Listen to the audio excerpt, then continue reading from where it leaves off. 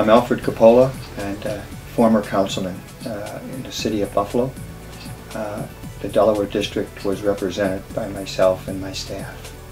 My philosophy when I entered politics was, how do we reduce our cost, our expenses? And some of the things that I looked at were just astounding. Our medical coverage, our utility coverage was the big one. And that's how I came across the streetlights. I asked Public Works for a printout of the streetlights in the city of Buffalo. They really didn't have one. They just had a bill that they were paying at that time, Niagara Mohawk. Like a lot of municipalities do. The bill comes in, they take their word for it. Once in a while, if there's a breakdown, they'll call for maintenance or whatever the city's responsible for. They'll send a crew out and maintain whatever they have to in regards to responsibility. But I think what's important here is how we put our trust into the companies that bill us. Our gas companies, our electric companies, our phone companies. They bill us and we take their word for it. I took it upon myself as an elected official to ask questions and work with Public Works. There was a gentleman who was in charge of the street lighting and did a tremendous job in making sure that the lights were efficient and worked, and named Jim Zern. And together, Jim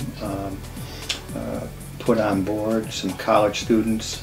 I got some people from my staff, along with Troy and Banks, and we went out and we reviewed all of the street lighting in the city of Buffalo, every street light that we are responsible to pay for. And we found that there were over $1 million in streetlights that we were being billed for. We were being billed for phantom streetlights. And with Troy and Banks' expertise, along with our Public Works Department, we identified those phantom streetlights, and we got reimbursed over $1 million from Niagara Mohawk at the time. And I was really proud of that, because what individual takes his time out as an elected official to do that?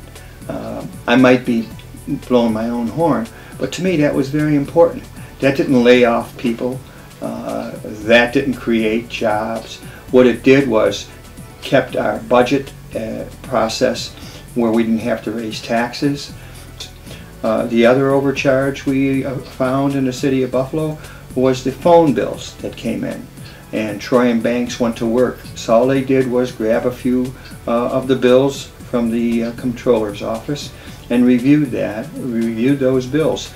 And the city of Buffalo was reimbursed. So with their reputation, I just want to send a message out to especially people that are elected in the municipalities throughout the country.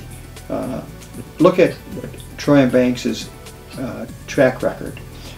They're honest, they're hardworking, and they're absolutely will find something and get reimbursed with working with the Public Service Commission. I would highly recommend Troy and Banks because of their efficiency, most of all their honesty, and they will do the work, perform the work without any cost to the taxpayers unless they find an overcharge, and then that's up to the municipality to work out a percentage, which we did in the city of Buffalo, which businesses have done with Troy and Banks.